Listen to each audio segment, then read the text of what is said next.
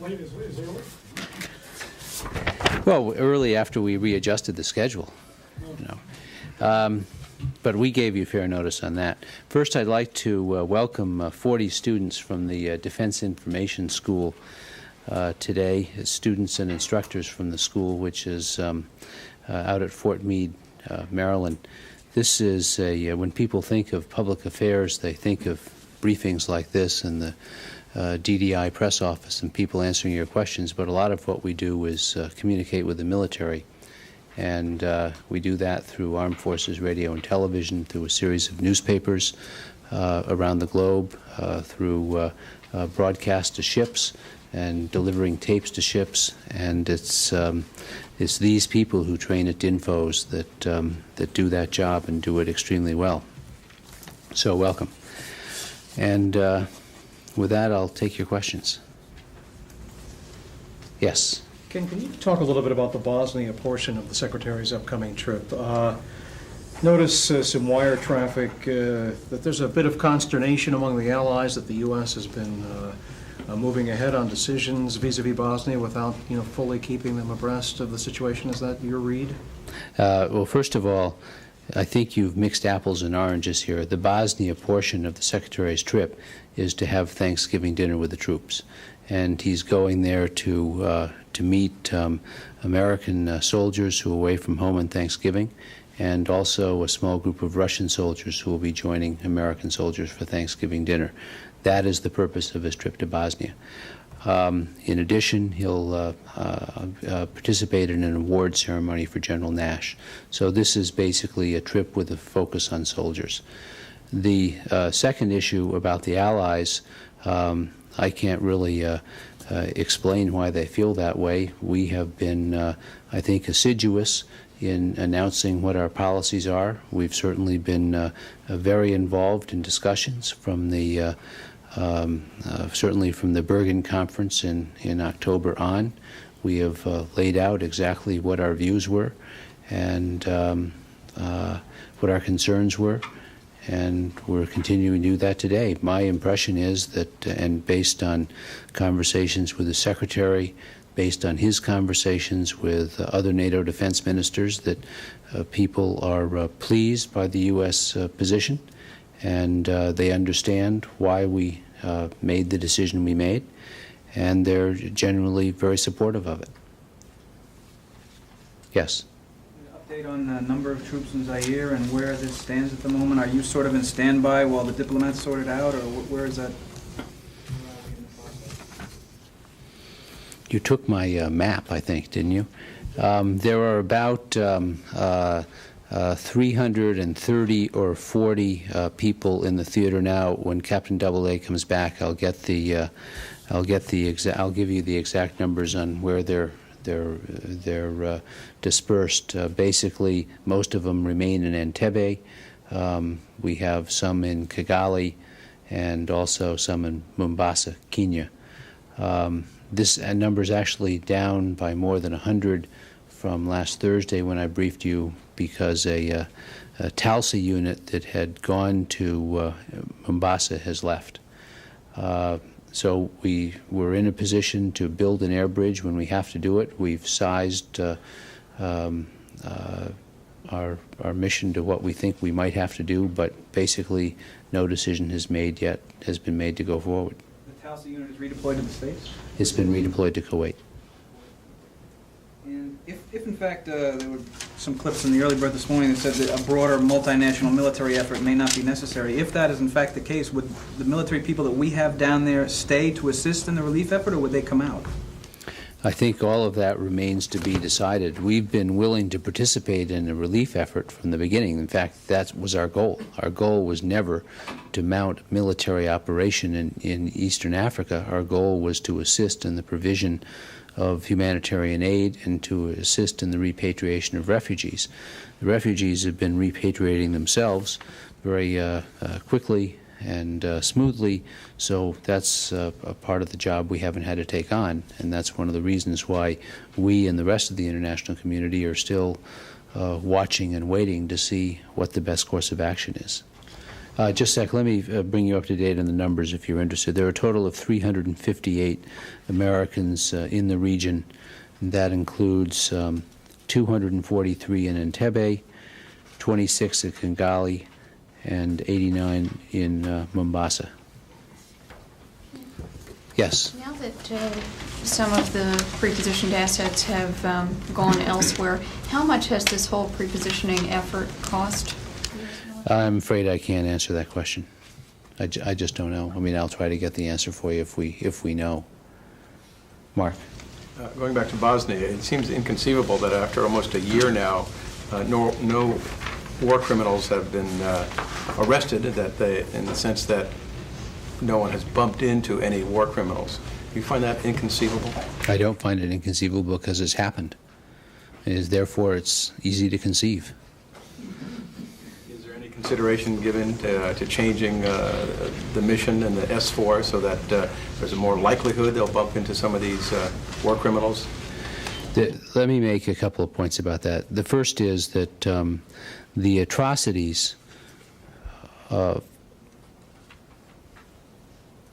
of which war criminals have been charged are no longer going on. 18 months ago, atrocities were being committed in Bosnia.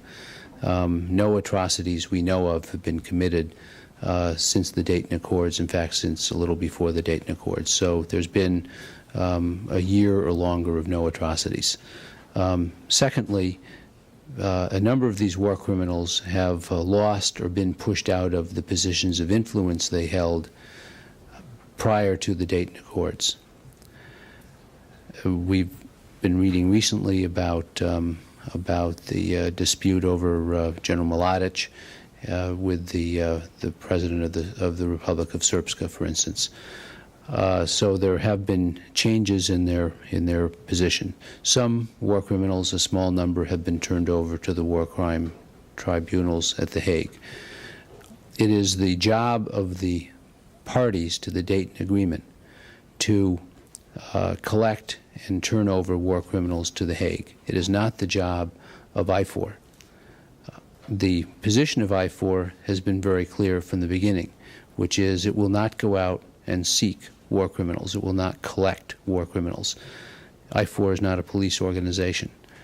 It will, if it encounters war criminals,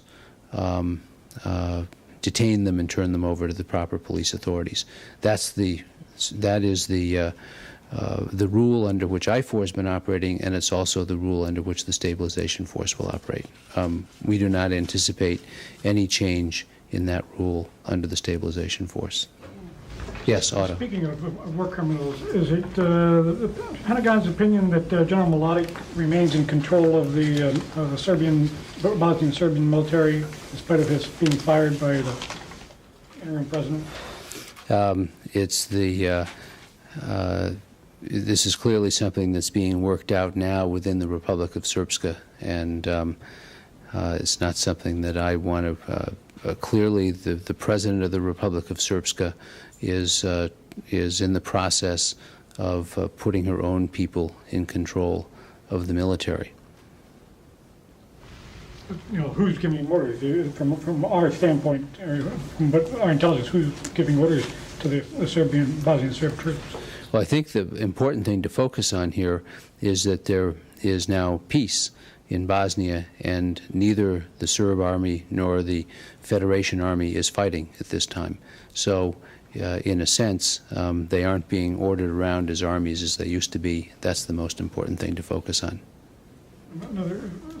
Have the weapons that were being withheld because of the disagreement over the one Federation official, since he's been fired, have those weapons now all been unloaded and delivered to the Federation troops? I believe they all have been unloaded, with perhaps one possible exception, but they're in the process of being unloaded from the ship, the American Condor.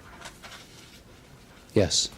Do you have any comment about the article in the New York Times today related to studies on Gulf War syndrome? I'm going to let Bernie Rostker comment on that. Let me take questions on other issues, and then we'll move to Gulf War. Jamie? I'll ask you about another report which is coming up in an upcoming issue of U.S. News and World Report on 60 Minutes, in which they claim, both news organizations, that there have been thousands of instances where surplus lethal weapons have been sold by the Pentagon without being rendered harmless or turned into scrap, as apparently is required by law, and they said this is a big problem. Can you comment on whether or not that practice is going on and whether or not it's a problem? There are some problems with the surplus disposal operation. We have been working since 1993 to correct these problems. I can't talk about the numbers of weapons that may have been sold improperly, but I can give you a brief description of how the program is supposed to work. When DoD material is declared in excess, the first goal is to see if it's declared in excess at a particular base or at a particular by a branch of the service. The first goal is to see if it can be reused by another branch of the service. So the first goal is reuse, and last year approximately $4.1 billion worth of material was turned over to somebody else and kept in service.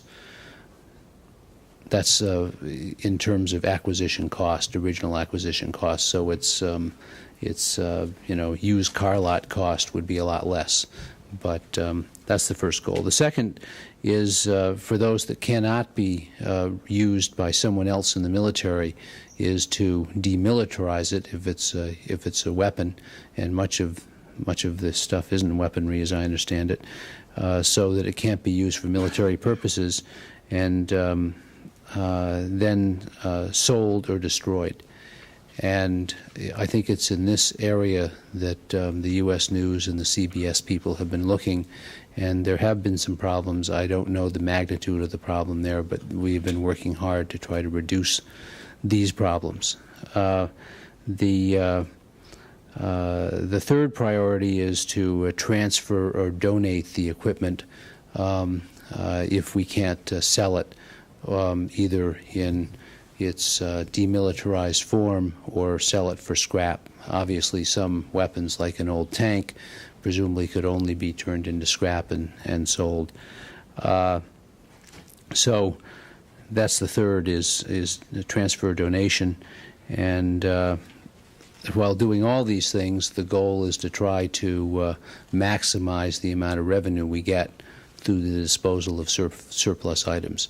Now, there have been some items have been improperly coded, and one of the things that the Defense Reutilization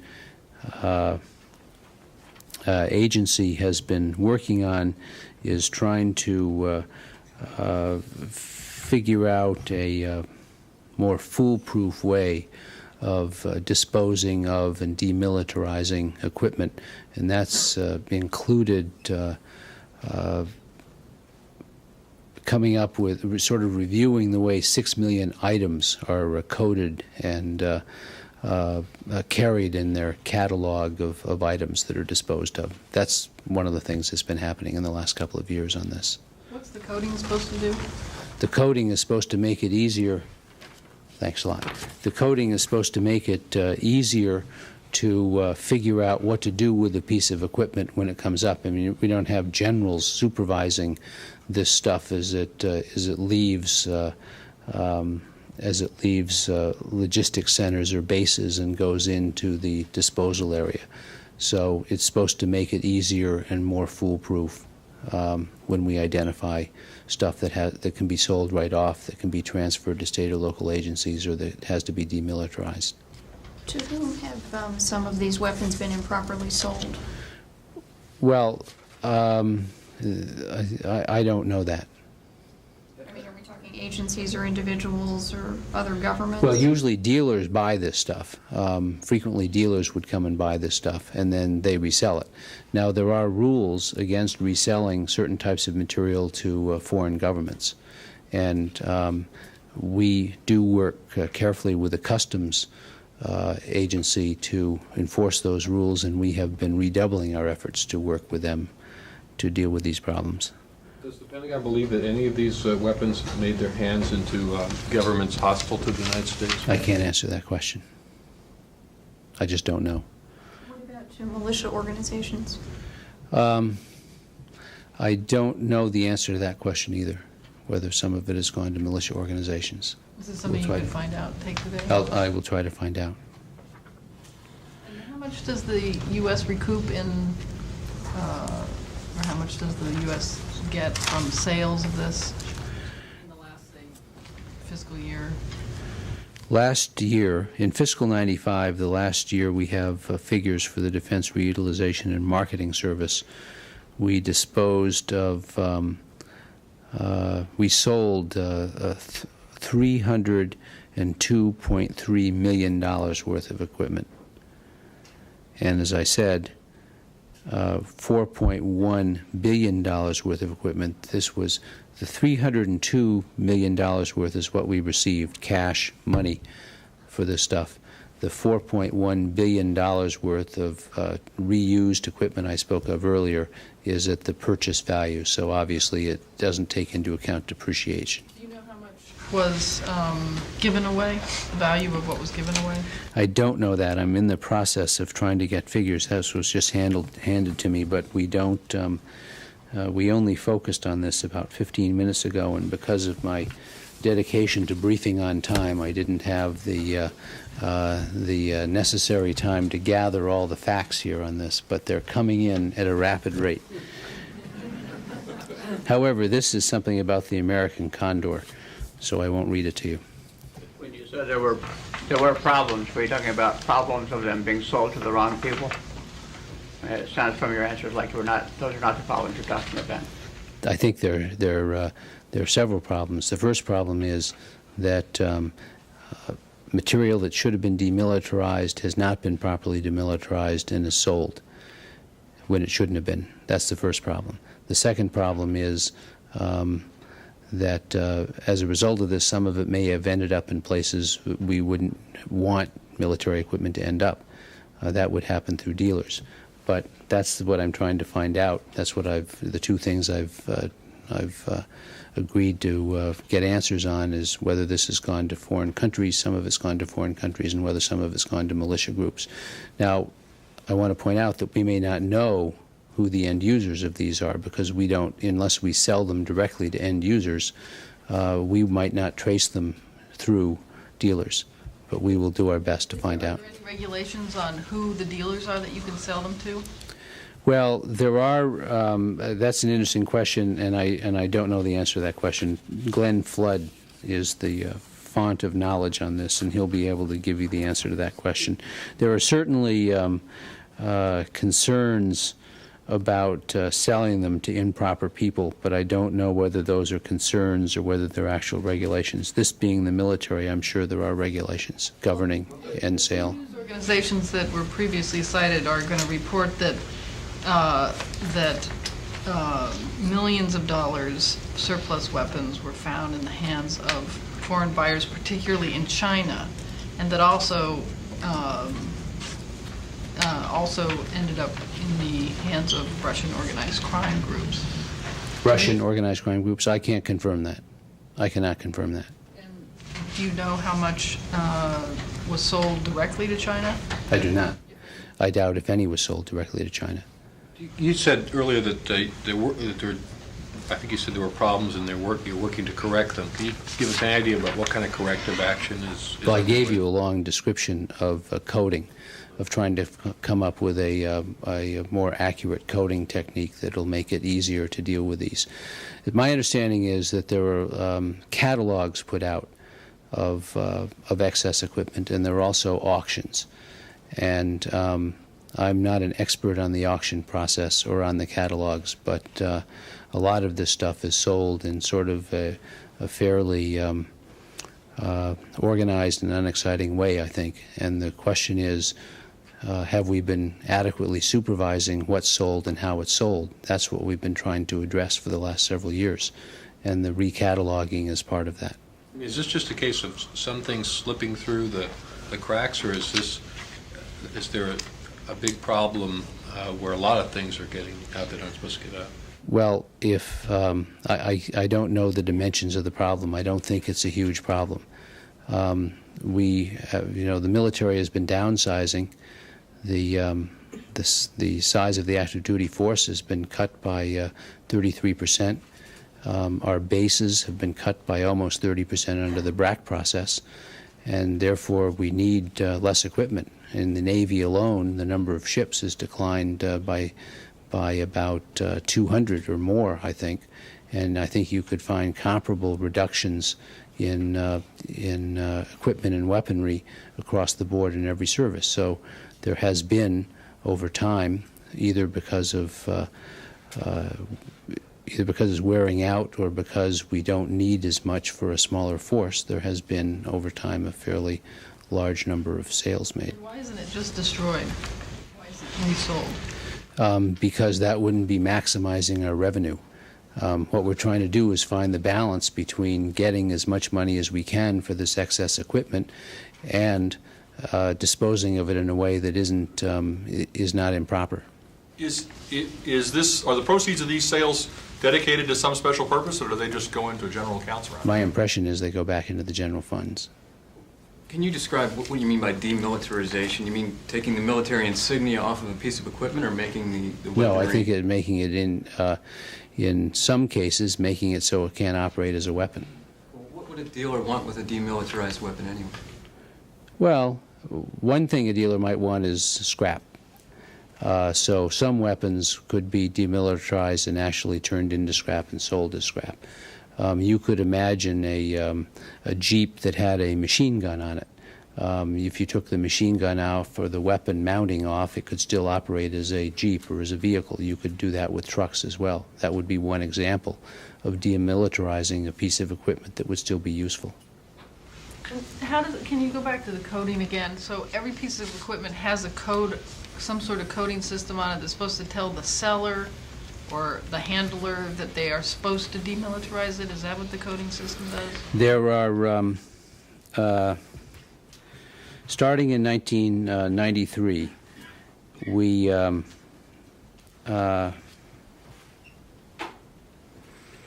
did a review of the policies for disposing of unneeded equipment, and we found basically there were three groups of problems.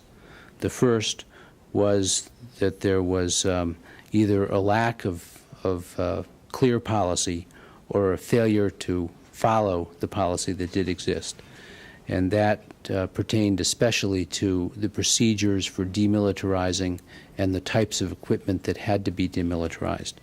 The second group of problems referred to conflicts among the sales priorities or the disposal priorities. I spoke earlier that the first priority is to reuse the equipment by another branch of the service, and that one of the priorities was to maximize revenue from the sales. Obviously, you get more if your goal is to maximize revenues and you do not demilitarize properly in order to maximize revenues. You were favoring the wrong goal here, and this is what's meant by a conflict between goals. And the third type of problem were criminal problems, where either the people involved in, either the buyers or the people involved in selling were somehow committing crimes. Those are the three areas that were focused on based on a study several years ago. So starting in 1993, there was a major effort made to clean this up. And one part of that was to conduct an item-by-item review of the coding or demilitarization coding on 600 items of active stock. And there were many problems found in this coding review, as I said earlier. For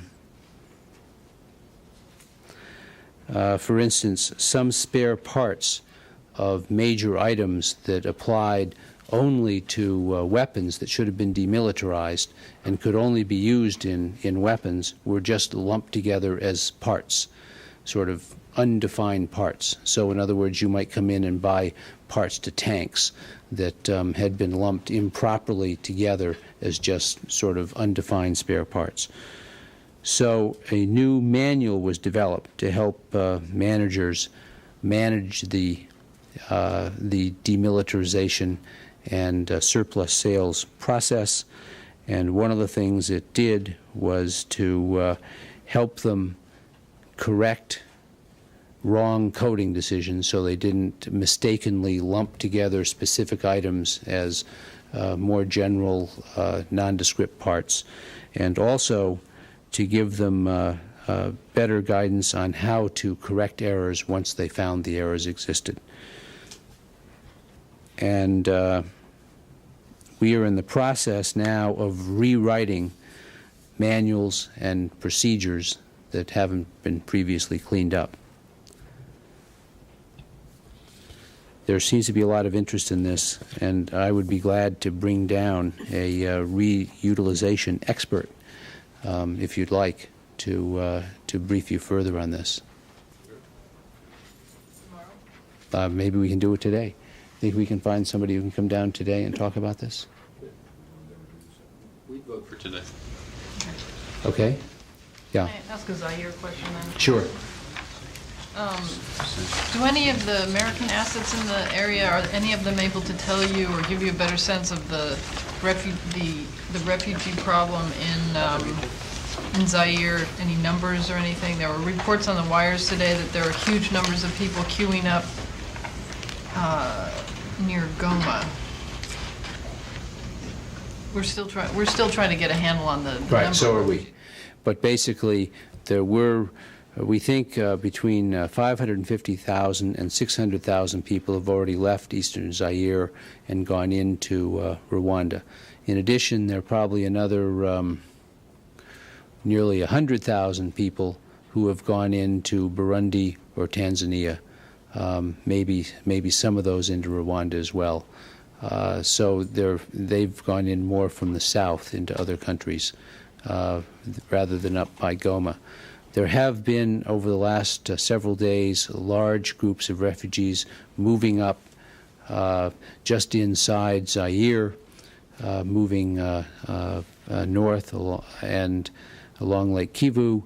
And the question was, when they got up toward Goma, were they going to turn left or west, or were they going to turn right or east? If they turned right or east, looking at a map, they would go into Rwanda. If they turned west, they would go into eastern Zaire and sort of fade into the mountains or into the vegetation. They do appear to be turning, at least some significant number of them do appear to be turning east and going into Rwanda. So the repatriation, the peaceful, successful repatriation, is continuing. And that's one of the things we continue to watch when, as the international community decides what's needed to deal with this problem. So, any sense, though, of how many are still left? I'm afraid I don't have a sense of that. That's where all the debate's been, and there have been numbers that have ranged from 100 or 200,000 up to a higher number. Who will actually make the ultimate decision about where to go from here with this mission? The international community. I mean, the Canadians have taken the leadership in this and setting up meetings, in calling nations together to discuss this, and I assume that they'll take the lead in trying to set up some sort of a format for making a decision. But I don't think anybody is I think the conclusion you have to draw from what the Canadian Defense Minister, Mr. Young, said yesterday, and from what Secretary Perry said yesterday, and what Glenn Davies said at the State Department yesterday, was that we want to have the fullest possible picture of what's happening over there before we decide what to do.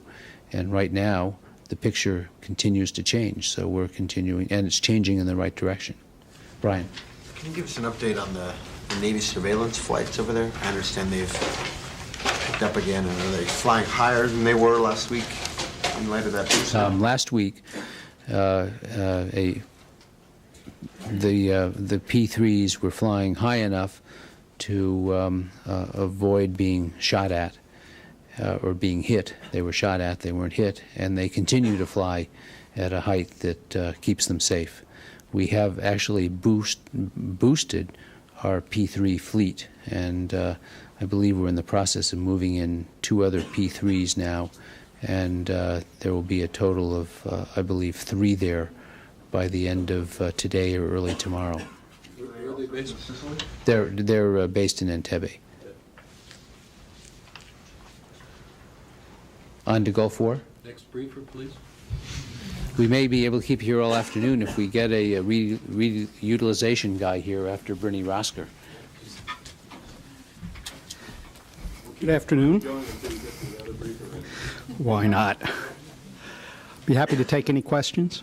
Well, obviously, we're interested in the New York Times story this morning, and whether or not this information, the study quoted in there, how is that different from the figures that were released a year ago?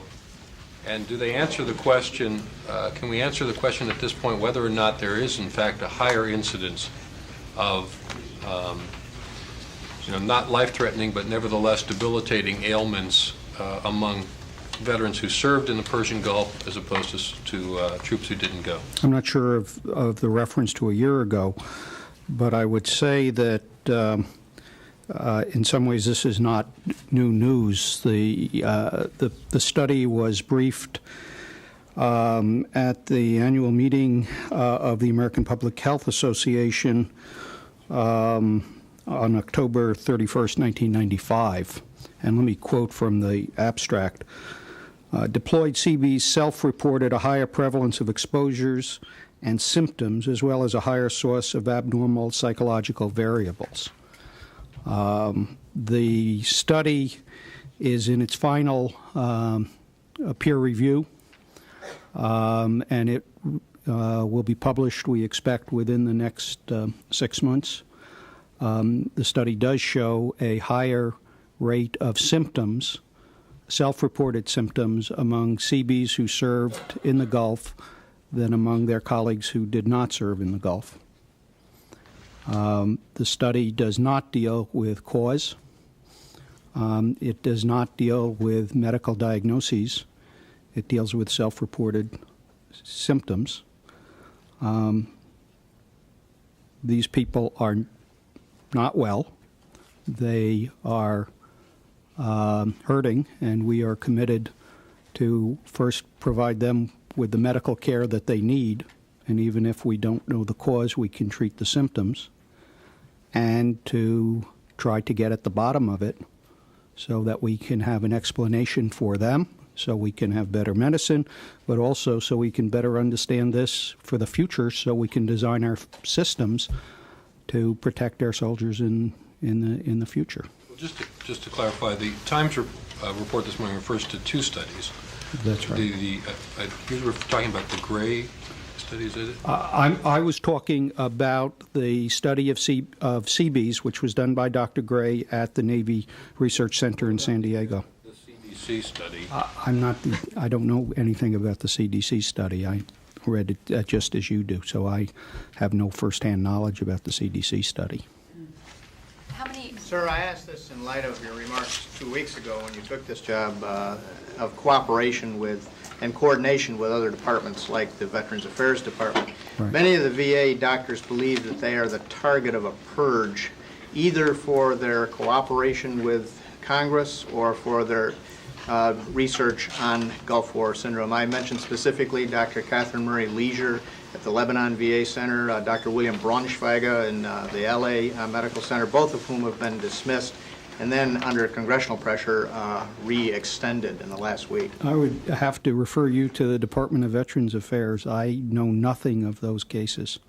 Do you seek to inform yourself of that? Will you look into it? This is really something for the Department of Veterans Affairs. I can tell. 2 weeks ago was the point man on this. For the Department of Defense in coordination with the Veterans Affairs, but you're talking about something that really falls well within the Department of Veterans Affairs. I have no indication that there's any such charges or any such concerns within the Department of Defense, that any doctor, any health provider has had anything thing suggested to them except the fullest cooperation with our veterans and to provide them with all of the services that they need. So I'd be very concerned, but it is not something that at this point relates to the Department of Defense. Do you have any information about how many of the CVs included in this study might have been anywhere near Camisea at the time?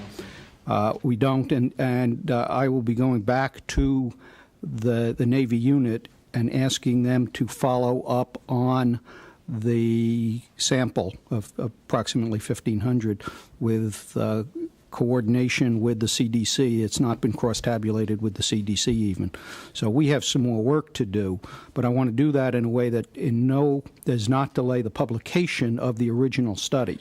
I think there's some more farming we can do, and I'll be working with Dr. Joseph to make sure we get the maximum benefit from that work. And just to follow, and maybe this wasn't part of the study, but there is no indication, or is there, that there was any problem in the Navy beyond the Seabees, that somehow people aboard ships got sick? No, this was a study strictly of Seabees, so you cannot generalize it past that. What the researchers did was to go to the two large Seabee centers at Port Hueneme and Gulfport.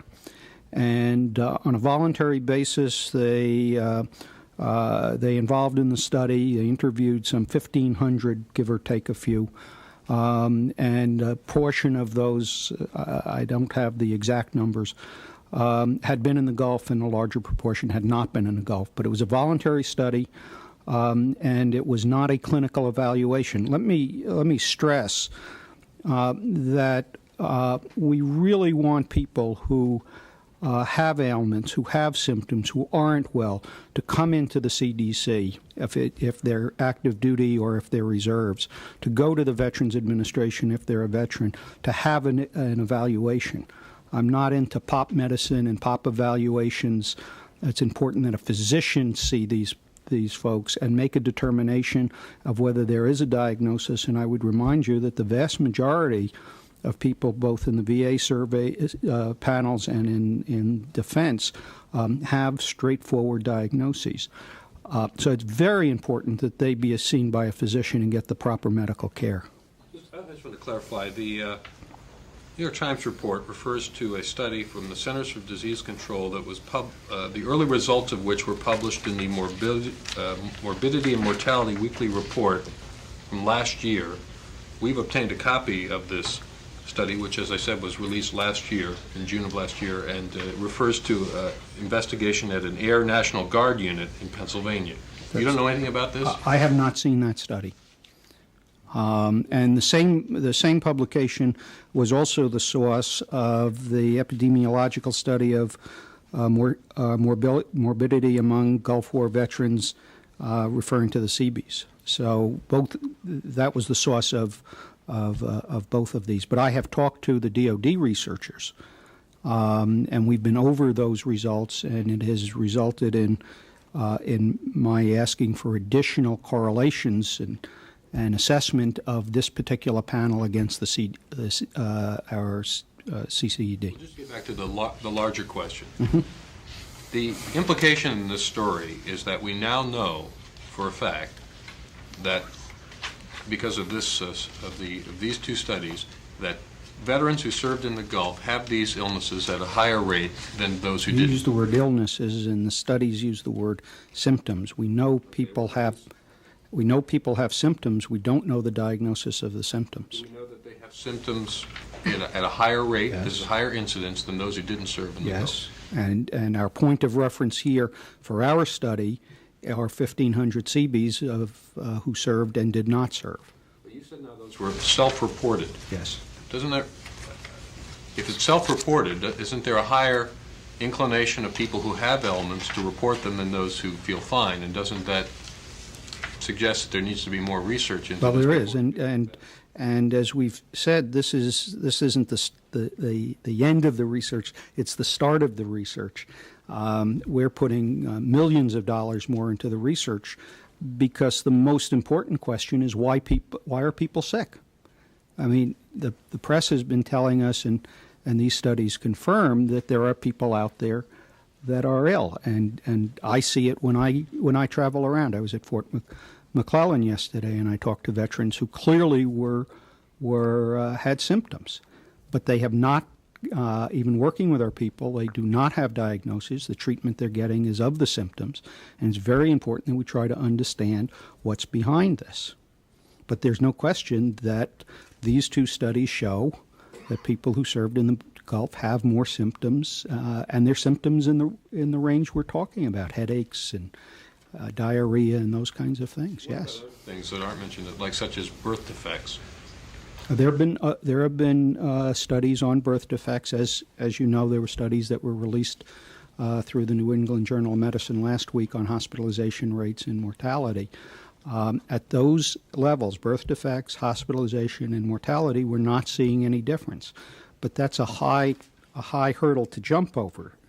There's no question that people, some of them still on active duty, have symptoms, and we can't adequately explain to them or to ourselves why they are not well. But in your mind, just to clarify, this question has been answered about whether, for these symptoms, Gulf War veterans are suffering these at a higher rate than... Well, let's see the study published in terms of the symptoms. My recollection is they did cover the kind of symptoms we're talking about, but I don't have the study here, and it's not finished through peer review process. But there is no question that there was a considerably higher rate of self-reported symptoms for those who served in the Gulf than those who did not. Yes, Dane. This is a very basic research question, but so these are self-diagnosed, self-reported symptoms. They're not medically validated symptoms. No, that's right. In this study, was there any effort made to then have doctors examine the people and figure out whether indeed, they did have more chronic fatigue? And that's why we want to look at the place where they would have had the assessment would have been through the CCEP program, and that's why I've asked the health researchers to go back and correlate these results with the CCEP results so that we can see who came in. There are different thresholds here. Having a symptom, having a complaint is one threshold. Acting on it by going to the doctor and getting into the panel is another threshold. Being so sick that you're hospitalized is a third threshold. We're working here with a wide range of complaints that are clearly below the hospitalization level. That's what the earliest studies show. That doesn't mean these people aren't sick. They are sick, and we need to try to find out. So we're encouraging them that if they are ill to come into the evaluation programs, and that is the first basis, to get a physician to look at it and try to get a diagnosis. I guess I don't actually, to be frank, understand the purpose of studying self-reported illnesses. I mean, why not make an effort to figure out through some medical means, clinical means, whatever, whether people are sick? We don't. This all starts with a voluntary process of making yourself known. And in this particular case, and we've been interested in the epidemiology of all of this from the very beginning. In this particular case, they went in, they tried to draw a random population. They asked the people how they felt, and now we'll go back and see whether those who indicated that they had complaints had taken the next step and had registered with the program and gotten a physical, and then we can try to correlate that. So are there several steps to this particular study? Now, this particular study went out to the two, as I understand it, went out to the two CB centers and asked for volunteers and drew 1,500 folks, of which a large proportion, 500 or 600 if recollection serves, had served in the Gulf, and the other group had not served in the Gulf. They were given medical questionnaires, and on the questionnaires they indicated that they had some symptoms, and they described the symptoms. It's a fairly rich study, but they did not. They were not ordered to go to the hospital, And clearly, if they had symptoms, the program, the CCEP, was in place, and we encouraged them to go and see a physician to make sure for themselves, but also provides us with the data to answer the kind of questions that you have. What was the rough time frame of them filling out those forms? The study started on June 1st, 1994, substantially completed. It was in peer review when I saw it about 4 weeks ago, and one of their outside reviewers from a major Southern California medical center had asked for some additional statistical work. They were doing that, and then they were planning on publishing that in an appropriate medical journal. Very important that we let them go through that process, because that's not only our ultimate quality control, but your quality control, because their peer review process is not peer review within the department, but it's peer review among their professional colleagues. And so they have to stand that test, and it serves us best if we go ahead and do that. Again, we wouldn't do anything different. We have the CCEP open, and we've been encouraging people to come in, and so we continue to do that. So I'm giving you the information that actually was in the public domain. It came about because we just, in the interview, we're talking about how I viewed people, and were people more ill? And I said, yes, I've seen work that suggests that people are more ill, at least in terms of symptoms, not necessarily diagnoses. How much more ill? What was the rate? I'd rather wait for the study to come out, but my recollection is it was quite significant. It was statistically significant. You'd rather wait? You couldn't tell us now. The I don't CDC remember. Study, I think it was 3 times. Oh, I'm sorry. The Navy study, but I was wondering for comparison if it was the same about. I don't have that. It was sufficient that it jumped off the briefing chart at me. These bars of reported rates were not next to each other. They were. Do you want to say what it is, or you? I don't remember. I don't remember, and I'd prefer to let the peer review process have its go, so that when we report the results, they will be fully reviewed by outside experts. How is it that you're the, I realize you're new in this position, but how is it that you're the top person here at the Pentagon in charge of this issue, and a study that's done by the Centers for Disease Control that's been out for more than a year and published in this morning's New York Times, complete with a chart, and now 8 hours later, you come down to brief us and you know nothing about it. I mean, what does that do to your credibility? Well, I can only tell you that I'm not the expert on the CDC study, and I came down to talk to you about the Navy study to the extent I could.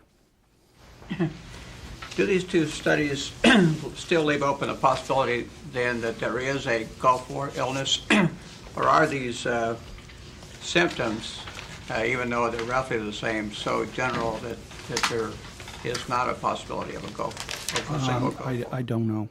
That's why we're carrying on a whole range of research, and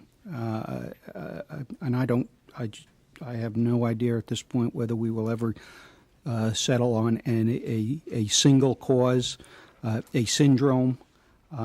We know that people who are in the Gulf have symptoms at rates higher than their compatriots, their colleagues, and the data has to stand for itself. Well, what other explanation would there be? I have no explanation. As I said, the data has to stand for itself. I think the important thing is that we're focusing resources to try to understand what might be causing this, because we think it's important for the vets, for us, and for future generations of soldiers. Can I just Yes. clarify, you say have symptoms in greater numbers. Are you talking, again, just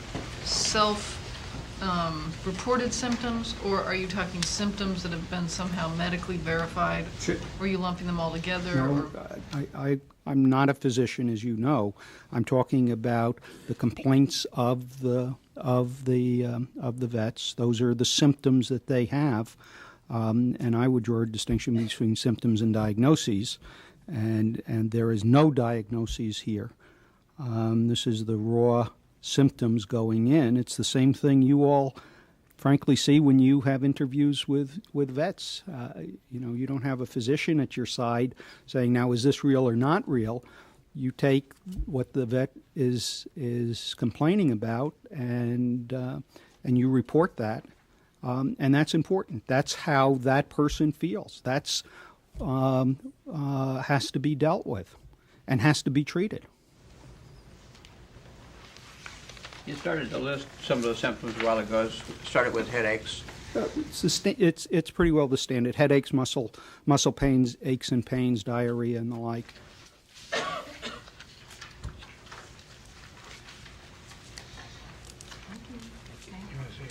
Thank you very much.